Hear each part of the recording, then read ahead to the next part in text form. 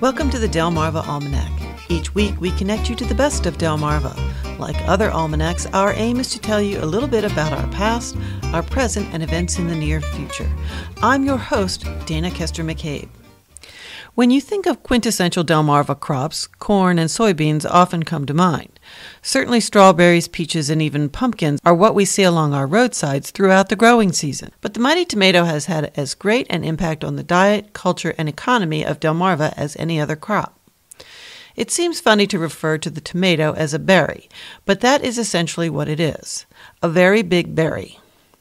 The tomato vine is a member of the nightshade family. It is technically a fruit, but it is used as a vegetable. Believe it or not, the venerated U.S. Supreme Court has actually weighed in on that distinction. In the late 19th century, the state of New York had an import tax on vegetables, but not fruit. When they tried to impose taxes on tomatoes, importers responded by taking them to court. The case went all the way to the top, with the Supreme Court unanimously deciding that because of its common usage as a vegetable, it should be taxed as one. There are several varieties of tomatoes available year-round in our markets, but fresh, locally grown tomatoes found at your nearby roadside stand from June through September are simply the best. Though the big, deep red beefsteak tomato probably remains the champion, in recent years heirloom tomato varieties have become very popular. They come in just about every color of the rainbow except blue. These are touted for their intensity of flavor and nutrition. Scientists are divided about whether heirloom seeds, saved and passed down from year to year and generation to generation, are as desirable as those that come from more currently hybridized plants. This is the heart of the debate about all genetically manufactured crops, which is essentially what all hybrid plants are in some form or fashion. For the average gardener, the question is answered by their own experience. Tomatoes that get the proper amount of sun and water and which are grown in really good soil taste the best no matter what variety they are. The attentive gardener can have as productive vines planting them in the ground as they do when planted in containers. Beginning gardeners often have their first success growing the versatile tomato. The tomato's history as a plant cultivated for human consumption has its beginnings in Peru, where archaeologists have found evidence of its use as far back as 500 BC. Over time, the tomato was grown and eaten throughout Southern and Central America. When Europeans invaded Mexico, tomato seeds were among the plunder which they brought back home with them. After some initial fears about tomatoes being poisonous, the tomato became a culinary sensation. Some called them love apples. There are too many dishes to name, but Spanish paella and Italian tomato sauces and their many variations became dietary staples, especially in the Mediterranean climate where tomatoes grew voraciously. Tomato seeds came back to the Americas again with the colonists who grew tomatoes in their gardens. By the mid-1850s, canning plants dotted the peninsula for the commercial preservation and transport of seafood and a variety of fruits and vegetables. Things really took off when cheap tin cans became widely available from manufacturing plants in Baltimore.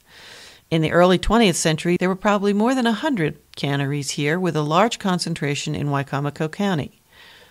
Cambridge once promoted itself as the tomato canning capital of the world. In 1912, even Ocean City had a cannery with tomatoes being delivered by barge for processing. The owners of these canning operations made great fortunes and rose in the ranks of society and politics locally and beyond. In the beginning, the workers in those plants were poor whites and African American slave descendants. As immigration increased, Italians and Slavic workers drifted out of the big cities to find work and less crowded living conditions here on the Eastern Shore. At the height of Delmarva's canning industry, there were as many as 15,000 cannery workers. Some made as much as $5 a day, which for the time was a decent wage. This all began to decline in the 1950s, with competition from other warm weather states who had longer growing seasons. Labor conflicts and advances in refrigerated shipping brought about a consolidation of canning.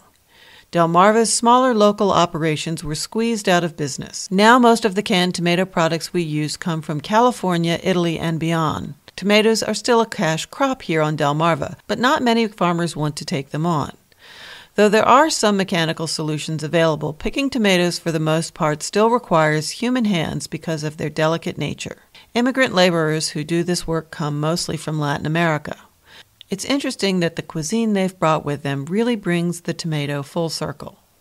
Variations on their traditional dishes like salsa are as commonplace in restaurants as pizza or ketchup on hamburgers and french fries. Tomatoes are in fact found in cuisines all around the world. One of the reasons that tomatoes are so widely loved is that for every fancy dish you can make with them, there is one that requires no particular skill at all. And really, there is nothing like that first, fresh, ripe tomato of the summer. I've known some people who will eat them like an apple. No slicing or dicing, just a great big bite out of the middle, letting the juice run down their chin. My favorite summer tomato recipe is simply to take corn cut from the cob after it has been blanched and cooled and mix it with diced tomatoes and minced shallots. A splash of olive oil and ordinary vinegar with a little salt and pepper is the perfect summer salad. If you like things spicy, add your favorite minced pepper and a few sprigs of cilantro. The mighty tomato continues to prevail as an important part of our diet, so every summer it is celebrated in Vienna, Maryland at the Great Eastern Shore Tomato Festival. Visit our website, delmarvaalmanac.com/living, for a link to more information about this festival, which will be held on August 22nd, and links to locally produced food sources. Well, that's all for this edition of the Delmarva Almanac.